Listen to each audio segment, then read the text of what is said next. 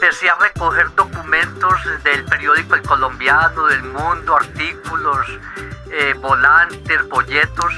¿Por qué básicamente se me ocurrió eso? Porque yo quise entrar en detalle a conocer qué es lo que Ituango ha tenido en este inmenso territorio, en este inmenso paisaje.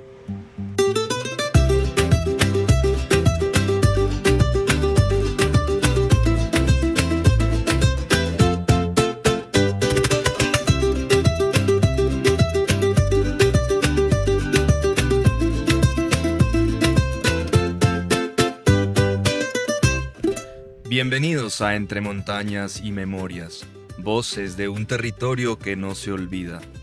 El programa donde personajes representativos de nuestro municipio comparten sus vidas y quehaceres, un poco de sus sueños y el orgullo de pertenecer a estas tierras.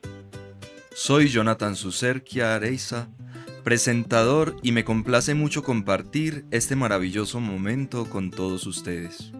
Antes de presentar a nuestro invitado de hoy, queremos agradecer a todas las personas y entidades que hacen posible este programa, el cual es realizado por el colectivo de comunicaciones Ituango, Fénix Audiovisuales, en el marco del proyecto de organizaciones culturales sostenibles que apoya a la promotora cultural de ProAntioquia y la Alcaldía de Ituango a través de la Secretaría de Educación, Cultura, Deporte y Recreación.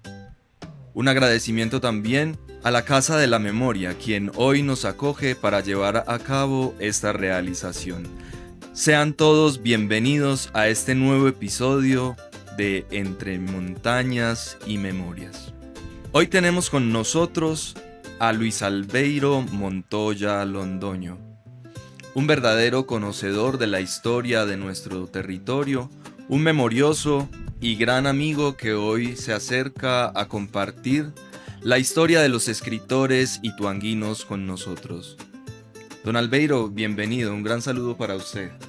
Muy buenos días para todos y muchas gracias por la invitación que me hacen para compartir con todos ustedes algunos aspectos generales de lo que ha sido pues mi recorrido y de algunos aspectos generales del municipio que se puedan ser conocidos en este importante evento en el que estamos en el día de hoy.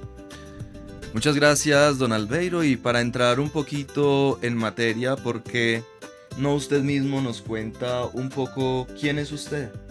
Bueno, yo soy, como todos los ituanguinos, un campesino. Yo soy de extracción netamente campesina, nacido en la hacienda Tesorito del corregimiento de Santa Rita, en el hogar de Oscar Daniel Montoya Álvarez, que ya falleció, y una maestra que es Rosalba Londoño Jaramillo.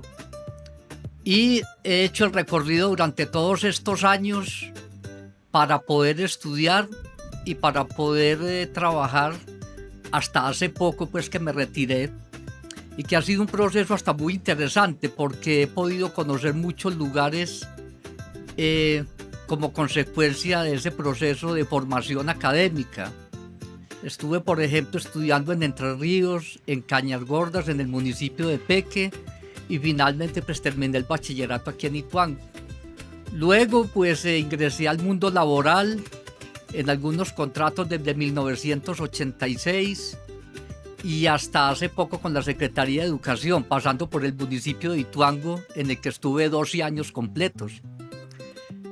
Bueno, y de todas maneras en otras actividades fuera pues del estudio y del trabajo.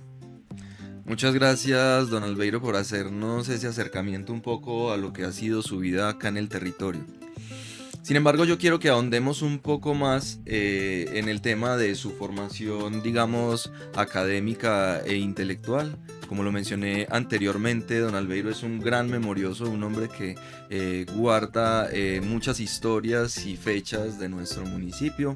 Y por eso queremos preguntarle, don Albeiro, cómo fueron sus comienzos aquí en Ituango, en el mundo de la literatura, o cuál fue su primer acercamiento a los escritores, y cómo llegaban también los libros a Ituango, y por qué cree usted que tantas personas han escrito y han pensado a Ituango. Muy bien, Jonathan. Ocurre que yo antes de 1980, que terminé estudios de tercero bachillerato, que así se decía en esa época, se me ocurrió que cuando llegara aquí a Ituango iba a empezar a conocerlo en todos sus aspectos, en lo político, en lo académico, en lo económico, en lo religioso, en lo social. Y efectivamente, empecé a recoger documentos del periódico El Colombiano, del Mundo, artículos, volantes, folletos, y empecé, según eso, hace 45 años, a recoger todo un archivo histórico en físico que estoy organizando ahora. Y en medio pues del estudio, primero en el colegio y luego en la Universidad Católica del Norte, en la institución educativa Escuela Normal Superior de Medellín, he ido organizando un trabajo muy amplio en dos aspectos básicos: el archivo histórico en físico y un libro que estoy próximamente a editar y a presentar.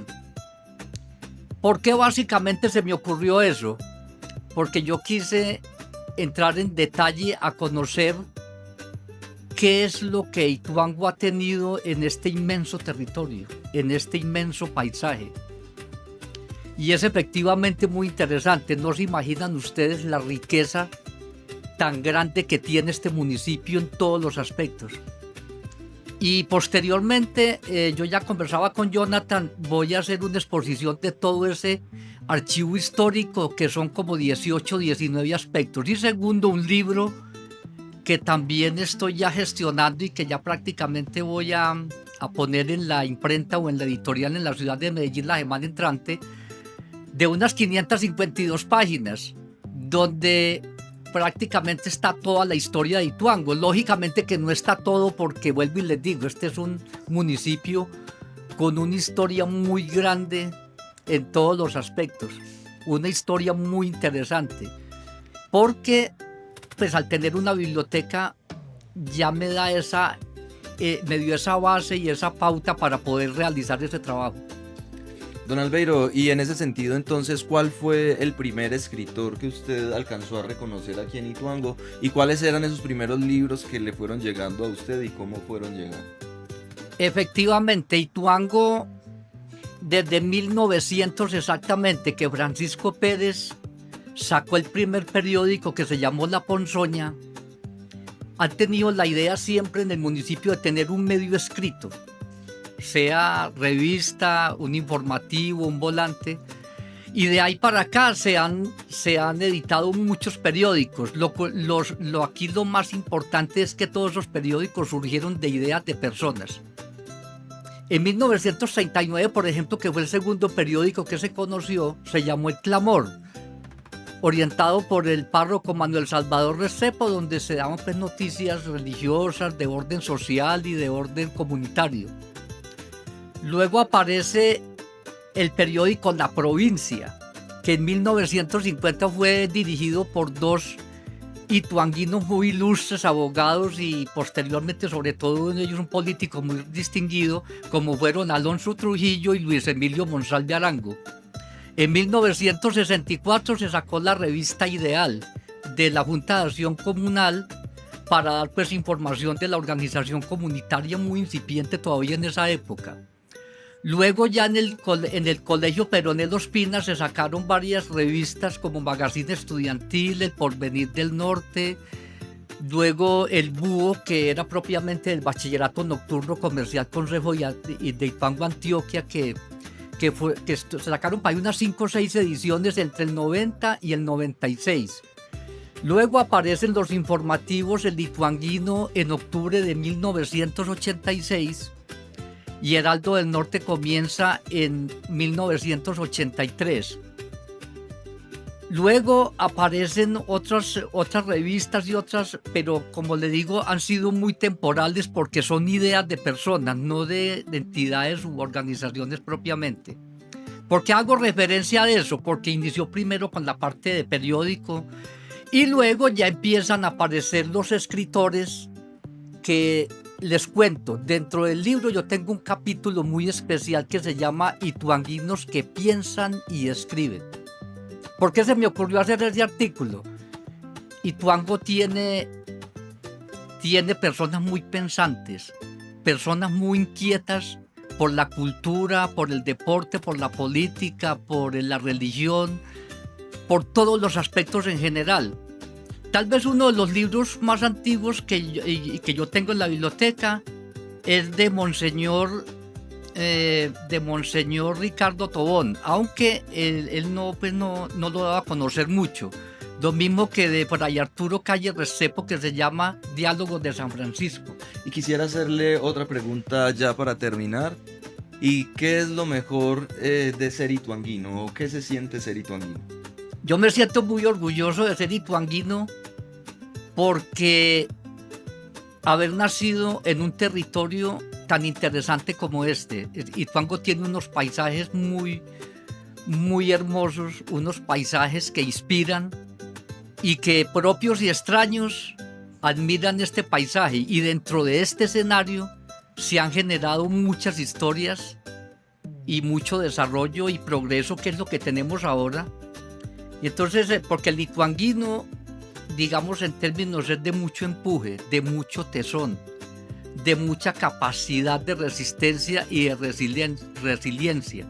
Es una persona en general, entre hombres y mujeres, que ha tenido mucha capacidad para soportar todas las situaciones, digamos que difíciles que se nos han presentado. Pero también tenemos cosas muy interesantes, cosas por valorar, como son las costumbres y las tradiciones y todo lo que hemos tenido que, pues, infortunadamente se han ido perdiendo, pues, con el avance de la tecnología, la modernización, la globalización.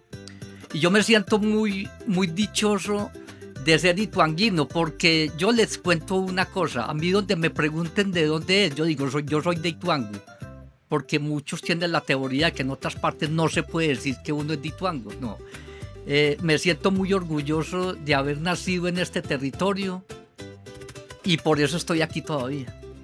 Muchas gracias, don Albeiro. Seguramente para todos las personas que nos sintonizan ha sido un gran placer también conocer de estas historias, y seguramente posterior a esto tendremos la oportunidad de ahondar un poco en esas historias y sobre todo en su libro, que estamos muy ansiosos también de conocer todos los ituanguinos.